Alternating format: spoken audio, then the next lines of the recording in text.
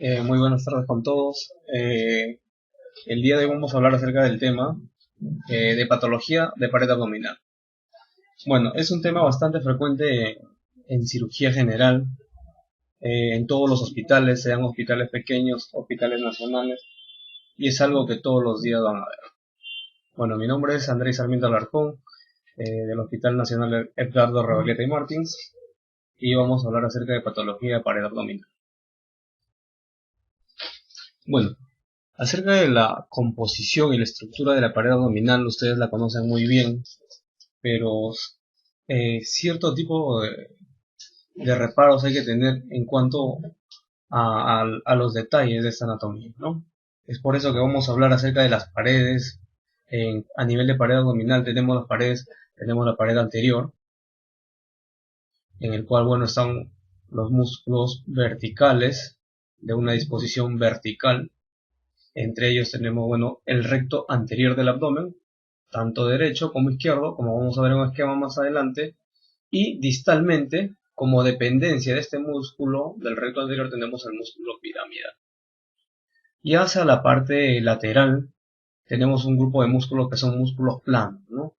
Y que de afuera hacia adentro son el oblicuo lateral o externo, el oblicuo medial o interno y el músculo transverso. Son importantísimos al momento de estudiar la patología de pared abdominal y nos va a permitir ubicarnos y hacer cierto tipo de incisiones en abordajes como por ejemplo apendicectomías o lesicectomías. Hay que saber qué tipo de músculos estamos comprometiendo. A nivel de la pared posterior, bueno, hacia atrás y hacia abajo tenemos el músculo psoas, otro tenemos el cuadrado lumbar, un poco hacia arriba el psoas y el ilíaco, ¿no? El límite superior de la pared abdominal, como todos sabemos, es el músculo diafragma, ¿no? Y a nivel inferior tenemos el estrecho superior de la pelvis. Esto es la composición muscular. Ese es el plano muscular. Pero también hay que saber que el plano muscular tiene una fascia que lo cubre y se llama la fascia profunda. Por encima de esta fascia profunda tenemos una fascia de Scarpa y por encima de esta la fascia de Camber, ¿no? Encima de esta tenemos el tejido celular subcutáneo y finalmente la piel. Esa es la disposición y ese es el orden de la pared abdominal. Estamos recordando, ¿no? Otro punto importante y que ya lo hemos hablado en las conversaciones previas es acerca de irrigación de la pared abdominal y el detalle, los puntos débiles de la pared abdominal. Esto es para mostrar la disposición, ya hablamos, pero hay algo que siempre debemos mencionar y que es el cambio de disposición de la aponeurosis, haciendo un límite de 2/3 inferiores del abdomen, 2/3 inferiores, perdón, 2/3 superiores y 1/3 inferior. Acá nosotros tenemos una línea que es llamada la línea arcuata y que nos va a permitir diferenciar la disposición de las hojas aponeuróticas. La disposición de las hojas aponeuróticas. Si nosotros vemos este esquema y la comparamos con el de acá, vemos que la disposición de las aponeurosis es distinta, ¿no? Observemos. En 2/3 superiores, otros dicen 3/4 superiores, depende de la contextura del paciente. Observemos que este es el oblicuo externo, este es el oblicuo interno, este es el transverso. Y observen sus hojas, tiene una hoja anterior, una hoja posterior, que se unen en una sola hoja y pasan por delante del recto anterior. Si nos vamos hacia atrás, acá tenemos el oblicuo interno, la disposición de sus hojas, observen, esta es una hoja anterior, la línea negra, esta es una hoja posterior, se une y observemos que su fascia se divide en una hoja anterior y una hoja posterior hacia el recto externo. Y observemos el músculo más posterior, que es el músculo transverso del abdomen. Tiene también una fascia anterior, una fascia posterior, se unen dando una sola fascia y pasa posterior al músculo recto anterior del abdomen. Observemos, ¿por qué mencionamos esto? Porque es importante y vamos a ver que en la parte inferior existe una debilidad. ¿Debido a qué?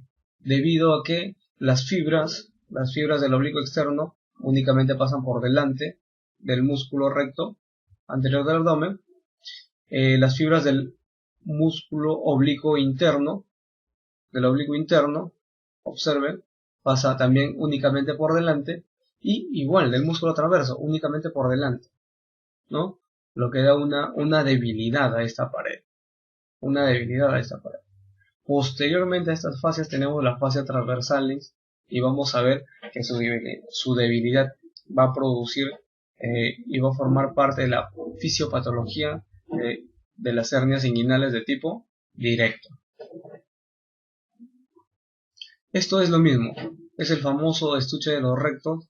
Observen la disposición, línea media, que es la línea alba, que es el lugar en donde el cirujano, si va a hacer una incisión abdominal, debería hacerla a este nivel, no hacia la derecha y no hacia la izquierda.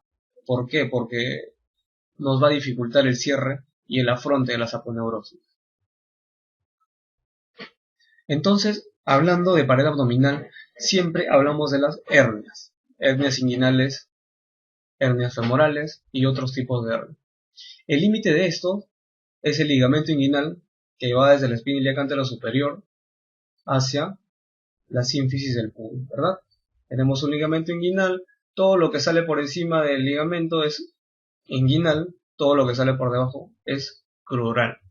Pero toda esta debilidad se encuentra en un área que se conoce como el orificio miopectíneo de Fruchaudo, que es el área por donde salen todas las hernias femorales y crurales.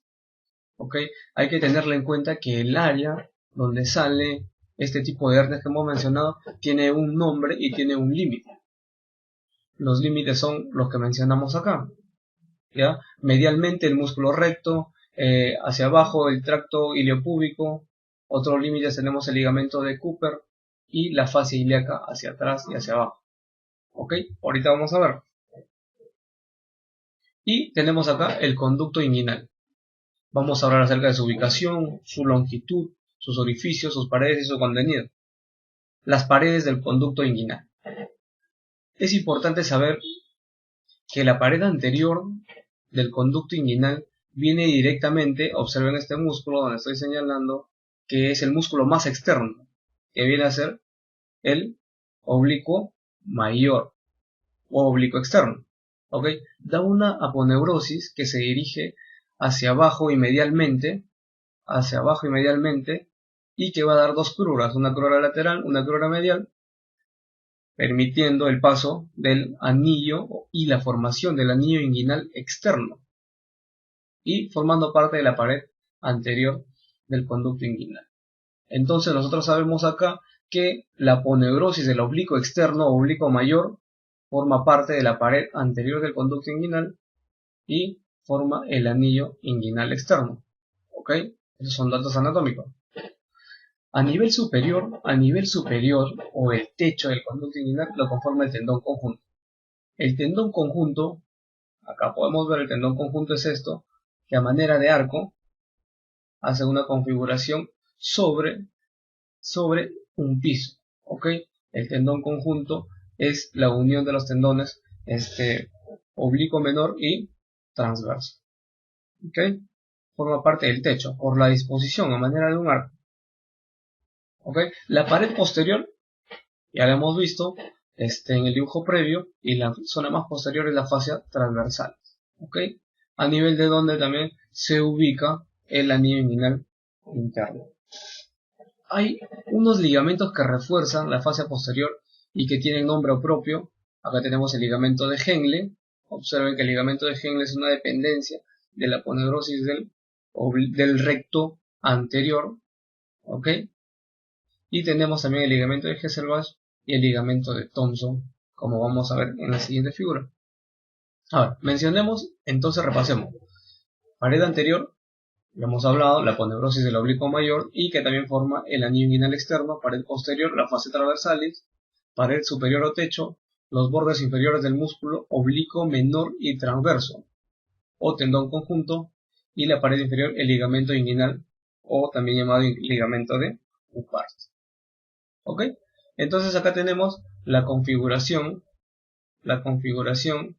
de la zona inguinal, y en la cual es importante que recordemos el triángulo de Hesselbach, ¿no? ¿Por qué? Nos va a permitir diferenciar entre las hernias directas que pasan por dentro del triángulo y las hernias inguinales indirectas que pasan por fuera. Los límites tenemos acá, ya lo deben saber, ligamento inguinal, abajo, lateralmente, ¿quién está? El recto externo, medialmente el recto externo y lateralmente la epigástrica inferior o los vasos epigástricos inferiores, rama de la arteria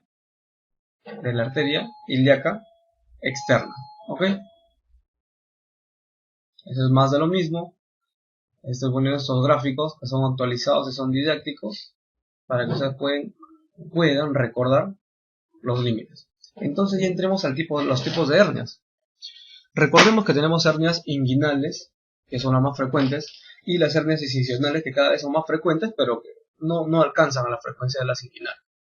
Tenemos las hernias de tipo incarcerada, son aquellas que no se reducen, es una hernia que viene un paciente a la emergencia con dolor de aparición brusca, que no se reduce, que es dolorosa, y bueno, es blanda cuando es reciente. ¿Okay? La hernia estrangulada, ya habla de un compromiso de irrigación, un compromiso sanguíneo. La hernia estrangulada se presenta generalmente muy dolorosa y violácea, y en un hemograma podemos evidenciar de que puede tener ya leucocitosis marcada. Tenemos la hernia incoercible. Una hernia incoercible es aquella hernia que, bueno, una vez que sale de la cavidad abdominal, uno intenta reducirlo, efectivamente se reduce, pero inmediatamente sale al mínimo esfuerzo. Esa es una hernia incoercible. Y no hay que confundir con una hernia encarcerada. La hernia encarcerada es la que no se puede reducir y persiste en la zona examinada. Las hernias inguinales tenemos la indirecta y directa, ya hemos hablado. La indirecta es la más frecuente y se produce por una persistencia del conducto peritoneo vaginal. ¿Ya? Son las hernias que van a salir, que entran por el orificio inguinal interno y como tienen el camino, digamos, del conducto inguinal, pueden salir hacia la zona del escroto y formar hernias inguinoescrotales, ¿no? Que pueden ser gigantes en algunos casos. Otro grupo tenemos las directas, en el cual, bueno, generalmente se asocia a edad avanzada y es por debilidad de la fascia transversal. Estos datos son importantísimos que recuerden. Diferente de las hernias inguinales tenemos las hernias crurales, que es más frecuente en mujeres, siempre mujeres, ancianas, y el riesgo de incarceración es marcada. Es mucho mayor que las hernias inguinales. Y es más, cuando uno ve en la emergencia una hernia crural en una paciente adulta, tiene que operarse de emergencia porque uno ya prevé de que se va a encarcerar. ¿Ok? Ese es un dato que tienen que recordar siempre. Y hemos hablado del triángulo de Hesselbach, los límites, ¿ok? Los límites, que lo recuerden, y lo que ya habíamos mencionado. Por encima del ligamento inguinal es una hernia inguinal, por debajo es una hernia crural. Otra vez, el triángulo de Hesselbach, esquemas actualizados para que ustedes revisen y puedan darse cuenta. Muchos saben el límite del triángulo, dicen los vasos epigástricos, pero no sabemos de quién es derrámalo. Los vasos epigástricos, ¿no? Tienen que recordar que es de la ilíaca externa, no de la ilíaca interna, como muchos piensan. ¿Ya? Todo lo que va hacia la pared es externo, es ilíaca externa. Muy bien. Avanzamos también con el ligamento, los ligamentos. El anillo profundo, ya lo habíamos mencionado, se forma por un defecto de la fascia transversalis. ¿Ok? Triángulo de Hesselbach. Observen, los que salen por fuera del triángulo, que son las indirectas, son las que ingresan por el anillo inguinal profundo y siguen el trayecto del conducto inguinal. Y obviamente pueden dar hernias inguinoescrotales, ¿no? Otro punto importante y que deben recordar es el contenido. El contenido del conducto inguinal varía de hombre a mujer y en el varón está presente ahí el conducto deferente con su arteria, la arteria del deferente o la arteria deferencial. Tenemos la arteria espermática también, el plexo pampiniforme, que son estas venitas, ¿ya? El plexo pampiniforme, el ligamento de Cloquet, una arteria funicular, y también existen nervios. El abdómino genital mayor, abdómino genital menor y el génito crural. Y en la mujer, recuerden siempre el NUC y el ligamento redondo. Ya yendo más allá hacia la especialidad, y es una clasificación muy importante de las hernias, que es la clasificación de Nyhus, ¿ya? Que siempre deben recordarlo. La clasificación de Nyhus se divide en 4 tipos y la clasificación se hace en base a la configuración del anillo inguinal interno. ¿Ok? Graben eso. Uno de los criterios principales es la configuración del anillo inguinal interno. ¿Cómo está? ¿Está normal? ¿Está dilatado? ¿Ok? Y cómo está el triángulo de Hesselbach. ¿Está comprometido? ¿Está comprimido? ¿Está dilatado? Etcétera, ¿no? Entonces nosotros tenemos la clasificación de Nyhus de las hernias inguinales. Y acá tenemos tipo 1. Tipo 1, hernia inguinal indirecta. ¿Ya? 1 indirecta. Pero ¿qué pasa acá? El anillo inguinal interno está normal. Y esto se da normalmente, generalmente, en pacientes que tienen hernias inguinales en edad pediátrica. ¿Ok? Son tipo 1. La tipo 2 también es una hernia inguinal interna, indirecta, perdón, pero la diferencia de la anterior, que el anillo inguinal interno ya no está de una configuración normal, sino que está dilatado tipo 2, dilatado tipo 2, ¿ya? Pero la pared inguinal posterior está intacta y los vasos epigástricos no están desplazados, ¿ok? Los vasos epigástricos no están desplazados. La tipo 3, ahí tenemos 3 tipos, la tipo A, la tipo B y la tipo C, ¿ya? El defecto en la tipo 3, el defecto está en la pared posterior, ¿ok? Tenemos la tipo A, que es la típica, una hernia inguinal directa, la tipo B, que es una hernia inguinal indirecta, en el cual el anillo inguinal interno también está dilatado, similar al tipo 2, pero lo que le diferencia es que la hernia es un poco más grande y comprime medialmente o destruye la fasa transversal del triángulo de Hesselbach. ¿Okay? Acá tenemos a las hernias inguinales escrotales masivas, hernias por deslizamiento o las hernias en pantalón, las famosas hernias en pantalón. ¿Qué quiere decir en pantalón? Que existen tanto medialmente y lateralmente a los vasos epigástricos. Es decir, en conjunto hay una hernia inguinal directa y una hernia inguinal indirecta. ¿Okay? El tipo 3 tiene nombre propio, el tipo 3 nombre tipo C es la hernia femoral. ¿Okay? El tipo 4 son las hernias recurrentes. ¿Ya? Las hernias recurrentes. Ahí tenemos la tipo A, la directa, la B, la indirecta, la C, la femoral y la D combinada. Esa es la clasificación de Nyhus y es la más utilizada a nivel mundial, tanto para los reportes de los estudios como para ver las complicaciones. ¿Okay? Entonces ya avanzamos hacia las técnicas, vamos de las más antiguas, que son sin prótesis, hasta las más actualizadas, que son la laparoscopía con sus dos técnicas, ¿no? La TAP y el TEP, que vamos a verlo ahorita. Sin prótesis antiguas tenemos la Bassini, Madden no están utilizadas, ya se dejó de utilizar hace mucho tiempo, McVeigh, Schuldeis, con prótesis también tenemos el McVeigh con prótesis, tenemos el Liechtenstein, famosísima Liechtenstein, tenemos la Stopa, ¿ya? Y hay que diferenciar acá el abordaje. El abordaje puede ser anterior o puede ser vía posterior. Y también si es que tiene tensión o no tiene tensión. ¿Ok? Vamos a verlo ahorita. Bueno, este es un cuadro a modo de resumen en el cual vemos los reparos anatómicos que se utilizan para afrontar y corregir el defecto inguinal, ¿no? El defecto inguinal.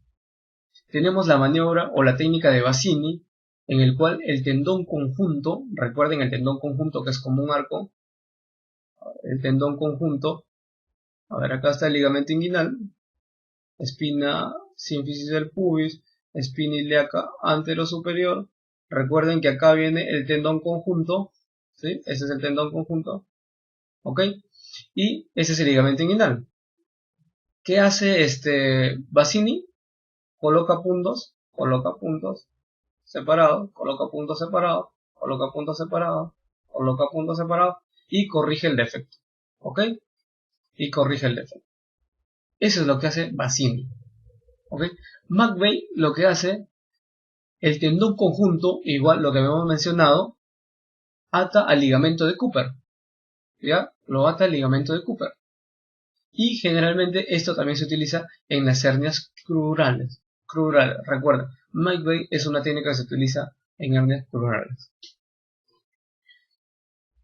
Otro tipo de técnica, y ya más actual, es la famosa Liechtenstein, ¿no? Es una técnica sin tensión, se utiliza una malla de polipropileno irreabsorbible, ¿ok? Y se utiliza por vía anterior. ¿Qué quiere decir por vía anterior? Hace la incisión, llega hacia la aponeurosis, diseca y coloca la malla. Vía posterior tienes que entrar hasta cavidad, hasta peritoneo, y retrógradamente se coloca la malla. Obviamente por encima del peritoneo, ¿ya? Por encima del peritoneo y por encima de la fascia posterior. Vía anterior, Liechtenstein es la elección en hernias inguinales, ha demostrado un menor porcentaje de recurrencia, y las de vía posterior tenemos la de Nyhus y la de Stoppa. En la laparoscópica, que son las actuales, la transabdominal preperitoneal y la totalmente extraperitoneal. Observen, este es Bassini, la técnica de Bassini. Tendón conjunto, como un arco, recuerden, como un arco, tendón conjunto, y el ligamento inguinal. ¿Okay? Esta es la de McVeigh, ¿ya? Ese es el tendón conjunto que va como un arco y lo adosa, se sutura hacia el ligamento de Cooper. ¿Ok? Acá. Otro grupo de hernias tenemos las hernias crurales, ¿no? Y las hernias crurales son las que pasan por debajo del ligamento inguinal, como ven acá en la flecha, ¿ok? Y esta área o arcada femoral se divide en dos áreas. La externa, que es la músculo nerviosa, por el cual sale el músculo psoas con sus nervios, y la celda interna, que es la vascular, en donde está el anillo vascular propiamente dicho. Observen, esto es el músculo nervioso y este de acá es el área vascular. ¿Ok? El área vascular. Observen que el ligamento inguinal tiene unos repliegues a modo de fascias que se van hacia la zona posterior del pubis y que lo dividen en celdías, ¿no? Acá tenemos el ganglio, acá tenemos la celda venosa, la celda arterial y, bueno, el componente músculo nervioso. ¿Ok? Es importante que recuerden algunos nombres propios, que son acá el ligamento lacunar o el Auger, ¿ya? Tenemos hernias que pasan laterovasculares, acá, lateral a los vasos sanguíneos, lateral a la arteria, ilíaca externa, que se transforma en femoral, tenemos la hernia de Hesselbach, ¿ok? Y así podemos tener que sale anterovascular, retrovascular, y la que sale acá, observen, es la hernia de Laugier, tiene un nombre propio. ¿Okay? Entonces, algo actualizándonos acerca de hernia crural, tenemos que es más frecuente en mujeres, lo habíamos mencionado, es más frecuente en el lado derecho, de 3-1, y la clínica pues es la presencia de una masa, algo dolorosa, y como se encarcera rápidamente, ¿ok? Como se encarcera rápidamente, puede llevar a una obstrucción intestinal. Hernia más común en mujeres, si les preguntan las hernias más comunes en mujeres son las hernias crurales, no lo duden, ¿ya? Y los factores predisponentes, observen esto, es importantísimo. Pelvis más ancha en la mujer y la ausencia del ganglio de Cloquet. Este es el ganglio de Cloquet. En los pacientes ancianos se atrofia o incluso desaparece y hace que las asas intestinales puedan prolapsarse por esta zona y formar una hernia crural. Es por eso que es más frecuente en mujeres y ancianos. Factores desencadenantes obviamente son factores que aumentan la presión intraabdominal, tos crónica, enfermedad pulmonar obstructiva, constipaciones, ascitis, embarazo, pacientes cirróticos que llegan a hacer hipertensión portal y que hacen una ascitis marcada, llegan a desarrollar hernias coronares, prostatismo, pacientes que hacen un sobreesfuerzo al momento de la micción, esfuerzos en general, o sea, cargadores, etc. ¿Ok? En el grupo de hernias tenemos otras hernias. Hay hernias con nombre propio. Tenemos la hernia de Littré, la hernia de Richard, la de Spiegel, la de Amiens y la de Garengard. ¿Ok? ¿A qué se diferencia la de Littré? Ahí tenemos que recordar nosotros a un famoso divertículo, el divertículo de Meckel, ¿no? El divertículo de Meckel, que es un divertículo verdadero, es un remanente del conducto onfalomesentérico y que generalmente se encuentra a 90 centímetros de la válvula ileocecal, ¿ok?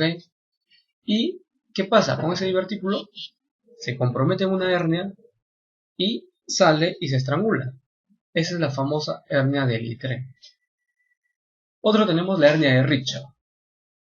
La hernia de Richard también la vemos mucho en los hospitales y viene a ser el compromiso únicamente del borde antimesentérico a modo de un pellizcamiento. ¿Okay? Pellizcamiento. Otro tipo de hernia tenemos la hernia de Spiegel. La hernia de Spiegel que está en una configuración anatómica importante que viene a ser el límite de la línea semilunar con el borde lateral del recto anterior.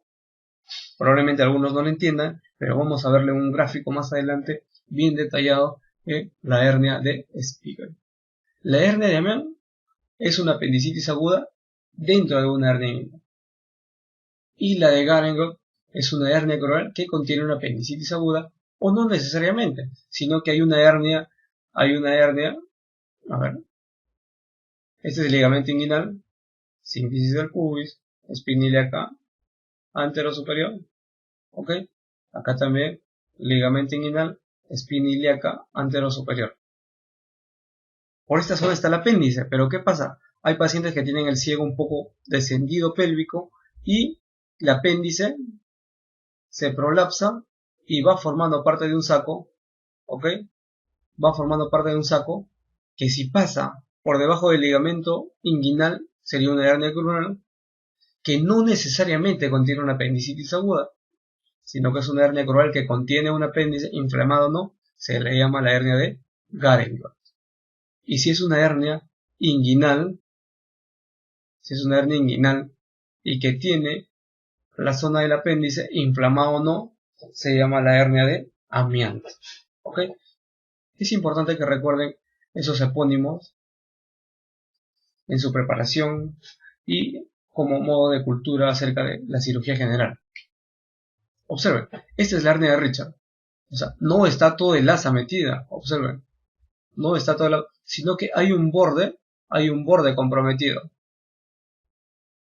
O sea, a modo de un pellizcamiento o un compromiso del borde antimesentérico. ¿Por qué? Porque le hace el mesentérico, acá hace el mesenterio, acá está el epiplon, se le llama el borde mesentérico, y lo que está para el otro lado, el borde antimesentérico. ¿Okay? Este es, por ejemplo, una hernia de Littré, estrangulada. Acá podemos ver uno a modo de chupón, esto de acá, esto rojo, que viene a ser un divertículo de Meckel. Hernia de Spiegel. Observen, la hernia de Spiegel se encuentra en una ubicación específica y que viene a ser el límite o la unión de la línea arcada. Recuerden que la línea arcada es el sitio en donde las aponeurosis de los 3/4 superiores con la aponeurosis de un cuarto inferior cambian la configuración. ¿Sí? Arriba hay fibras por delante y por detrás, y en esta área únicamente hay fibras por detrás. ¿Ok? Entonces, esta es una área débil. Y acá salen las hernias de Spiegel. ¿Ok? Observen. Este es el músculo transverso del abdomen, acá, que tiene una parte muscular y una parte tendinosa. ¿Ok? Una parte muscular y una parte tendinosa. ¿Ok? El límite entre la parte muscular y tendinosa conforman una línea que, si se une con el borde lateral externo o externo del recto externo, forma una semiluna, que se llama semiluna de Spiegel. ¿Ok? Una semiluna de Spiegel. Podemos observarla. Semiluna de Spiegel. Entre línea semilunar de Spiegel y el borde lateral del músculo recto anterior del abdomen se encuentra esta línea, como la hemos mencionado en el gráfico previo, y es donde se va a ubicar las hernias de Spiegel. Son hernias que muchas veces un paciente puede referir dolor en esa zona, pero uno al examinarla no le palpa ninguna masa. Dice, no tiene una hernia, pero al pedirle un examen adicional, en esos casos se pide una ecografía de partes blandas para ver efectivamente si es que hay un defecto de la pared abdominal. Y muchas veces terminamos diagnosticando una hernia de Spiegel.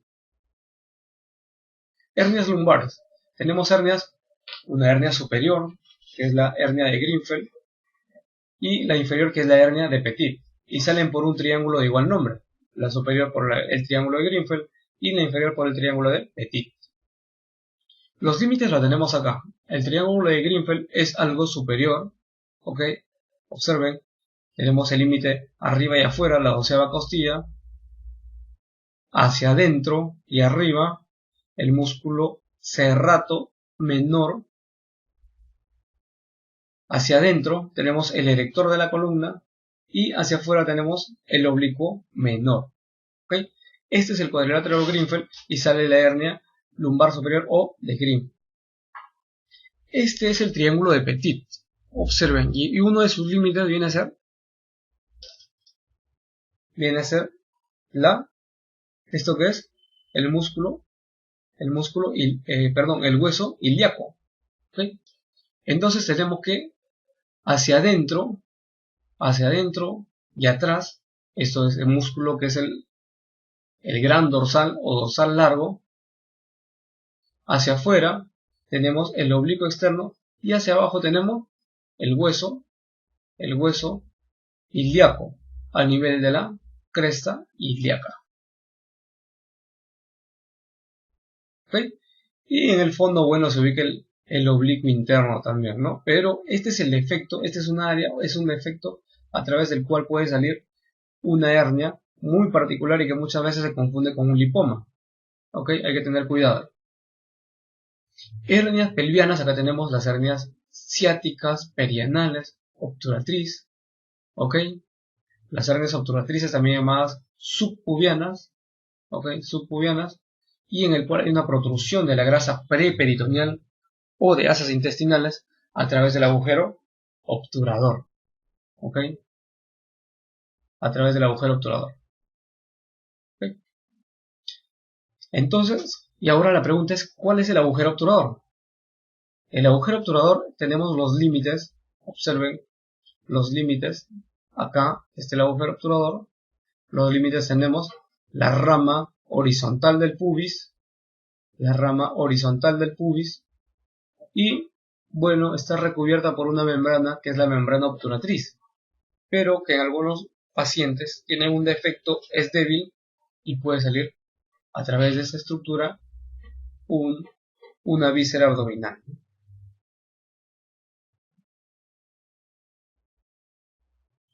Entonces, la hernia obturatriz ya Skandalakis lo decía en 1995, ¿ok? Recuerden que Skandalakis tiene un libro, y es uno de los mejores libros de anatomía quirúrgica, pero ya en el 95 él decía que las hernias obturatrices casi nunca o nunca son vistas externamente, y rara vez son palpables, y es por eso que no se diagnostican si es que no se operan, ¿ok? Se diagnostican casi el 100% intraoperatoriamente. Sospecha clínica, pacientes delgados, mayores de 50 años, tienen un dolor en la cara interna del muslo, muchas veces inexplicable, y en algunos casos es el único síntoma que refieren, ¿ya? Y muchas veces hay que acudir a una tomografía miembro inferior para poder diagnosticar este tipo de hernia. Y hay un signo típico acá que es el signo de Houp-Romberg, Bueno, que genera una área de dolor a nivel de miembro inferior, a nivel básicamente del músculo ventral, ¿ok? Del muslo, y genera una suerte de parestesias y un dolor de tipo neuropático, que son lo que refieren los pacientes. Entrando a otro punto de el tratamiento ya de las hernias, tenemos que hablar acerca de la anatomía quirúrgica laparoscópica. Y es importante recordar los límites y los reparos anatómicos al momento de hacer una hernioplastia laparoscópica. Acá estamos viendo un abdomen y lo estamos viendo desde el interior de este abdomen. Estamos entrando al abdomen y hemos enfocado hacia adelante del abdomen y estamos viendo los límites, ¿ok? Los límites. Observen acá que el número 1 viene a ser el uraco, ¿ok? El uraco. El número 2 viene a ser el ligamento umbilical medial. ¿Por qué? Porque ese es el ligamento umbilical medio que se encuentra en la línea media. El de acá es el ligamento umbilical medial y el de acá es el ligamento umbilical lateral. ¿Ok? Entonces, observemos que el ligamento umbilical medio es un remanente del uraco. El medial contiene a las arterias o los rezagos de las arterias umbilicales y el 3 viene a ser los vasos epigastris. ¿Ok? Y todo esto se va a ver cuando uno practica una hernioplastia laparoscópica. ¿Ok? Acá tenemos más reparos. Observen lo mismo.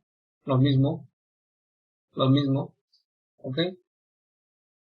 Y entonces la clasificación laparoscópica también se hace en base a la clasificación de Knight. Ya hemos mencionado que, recuerden, se hace en base a la configuración del anillo interno y a la configuración del triángulo de Hasselbalch. Si es que está comprimido, si es que está deformado, tanto el triángulo como el anillo inguinal interno nos va a permitir clasificar a las hernias según la clasificación de Nyquist. Hay dos reparos anatómicos a tener en cuenta cuando uno practica una hernioplastia laparoscópica y son dos triángulos importantes. Acá tenemos que darnos cuenta que estamos en el lado izquierdo. En el lado izquierdo estamos viendo por adentro del abdomen y acá estamos viendo por el lado interno. Acá sería la sínfisis del pubis. ¿Ok? La sínfisis del pubis. Y bueno, hacia arriba, hacia acá sería el ligamento inguinal. ¿Ok? Acá tenemos el músculo psoas ilíaco. Sobre él, como nosotros sabemos, descansan los vasos ilíacos, arteria y vena ilíaca externa. ¿Ok? Externa. Y entonces delimitan un triángulo que se llama el triángulo vascular. El triángulo vascular o de Dunn o el triángulo de la muerte. ¿Ok? ¿Por qué? Porque cuando uno entra por la laparoscopía y coloca una malla en esta área, uno tiene que poner un punto o poner un clip y entonces afectas a una de estas arterias y se vendría el compromiso vascular, ¿verdad? Se vendría un compromiso vascular y sangrado, y para que pares a la arteria ilíaca por vía laparoscópica es muy difícil y podría llevar a la muerte del paciente. Entonces los límites tenemos: por adentro tenemos el conducto deferente, ¿okay? Por afuera tenemos los vasos gonadales, arteria y vena gonadal, ¿ok? Vena gonadal, y por abajo tenemos el músculo psoas y el contenido son los vasos ilíacos, ¿ok? Ese es el triángulo vascular o de Dunn o triángulo de la muerte que hay que tenerlo en cuenta cuando uno practica una hernioplastia laparoscópica. Otro triángulo importante a tener en cuenta es el triángulo del dolor. Triángulo del dolor o espacio de Bogros. ¿Por qué el dolor? Porque contiene los nervios a nivel inguinal, que si uno coloca una malla y clipa o pone un punto a ese nervio, el paciente va a continuar con dolor en el postoperatorio y va a ser una neuropatía, un dolor neuropático. Entonces, este triángulo, este espacio, se ubica lateral a los vasos gonadales. ¿Ok? Lateral a los vasos gonadales. ¿Ya? ¿Ok?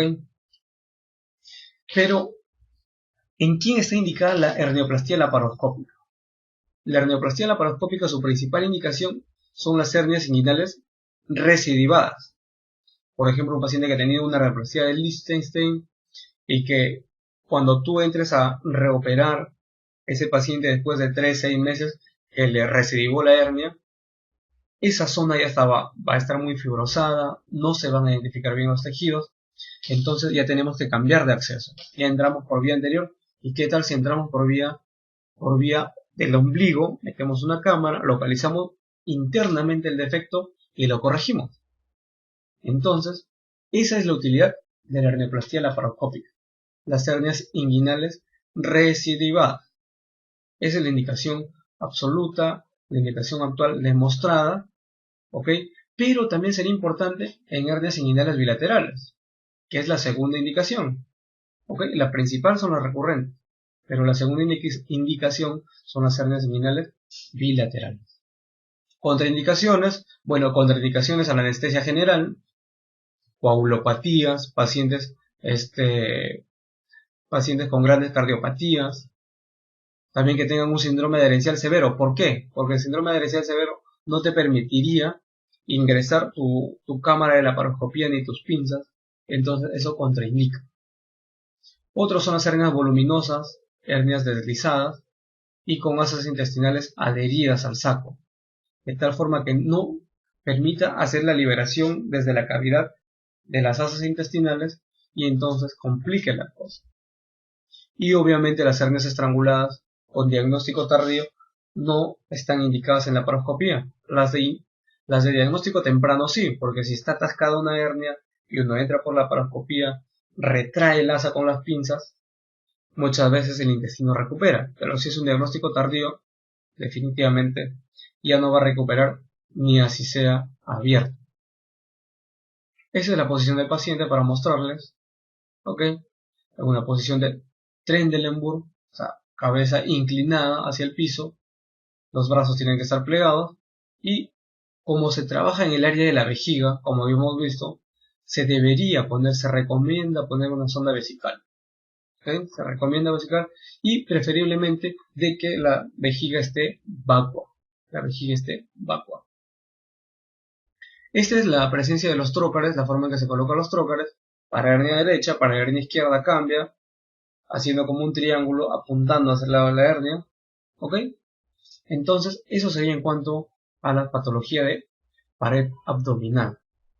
Recuerden la fisiopatología, recuerden cómo diagnostican una hernia y recuerden qué técnica hacer, cuál es la indicada, qué voy a hacer y cuál es el tratamiento de elección de las hernioplastías laparoscópicas. Bueno chicos, eso ha sido todo por hoy. Ese ha sido el tema de patología de la pared abdominal. Pueden revisar los slides, las imágenes están muy claras, les va a ayudar bastante. Nos vemos.